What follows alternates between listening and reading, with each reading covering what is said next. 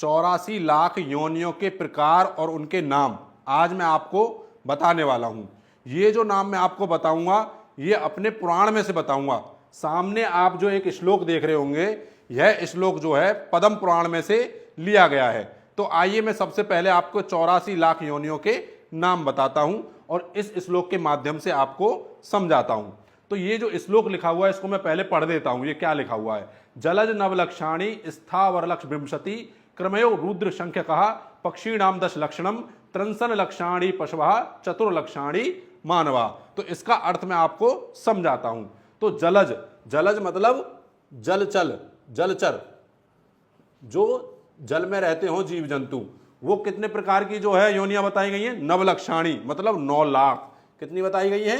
9 लाख योनियां जो जल में रहती हो। अब स्थावरलक विंशति, स्थावर का मतलब होता है पेड़ पौधे, पेड़ पौधे, इनकी कितनी योनियां बताई गई हैं? इनकी योनियां बताई गई विंशति मतलब 20 लाख। कितनी? 20 लाख।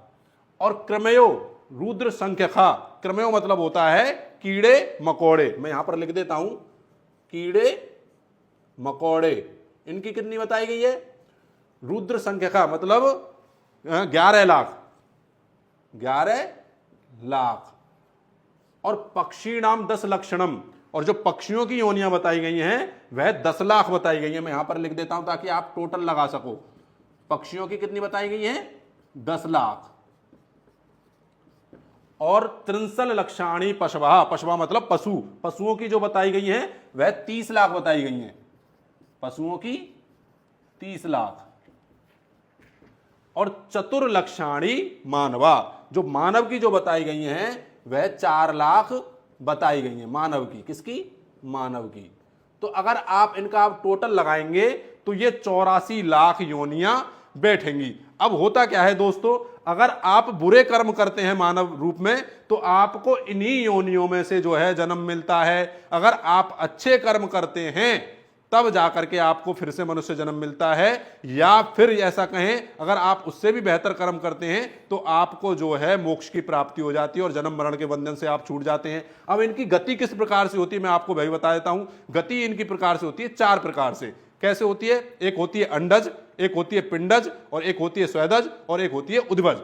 जो अंडज होती है वह अंडों में से निकलते हैं, और जो पिंडज होती है वह माता के गर्भ में से निकलते हैं, और जो स्वेदज होती है वह आप देखिए, स्वेदज का मतलब होता है अपने आप, जैसे हमारे मल मूत्र पसीने और जो गंदगी होती है, जैसे आपने देखा हो खटमल है, जुआ है या कवक है, ये कहां से होते हैं? ये गंदगियों में से होते हैं। तो स्वेदज उन्हें बोला जाता है। और उद्भज किसे बोला जाता है? जो कि जमीन में से होते हैं। उद्भज मतलब जो जमीन में से, जैसे आपके लता है, वृक्ष है, पेड़ पौधे हैं, फसल हैं। और ये देखिए हमारे जो पुराणों में लिखा हुआ है गलत नहीं लिखा है। हमारे ऋषि मुनियों ने कैसे पहचान लिया कि स्वेदज मतलब अपने आप भी जो है कीड़े मकोड़े उत्पन्न हो जाते हैं जो गंदगियां हैं। तो दोस्तों ये मैं नहीं बोल रहा हूं, ये पद्म पुराण के अनुसार मैंने आपको जो है 84 लाख योनियां बताई हैं। इस वीडियो को ज्यादा से ज्यादा शेयर करें। सभी को जय श्री कृष्णा, राधे राधे।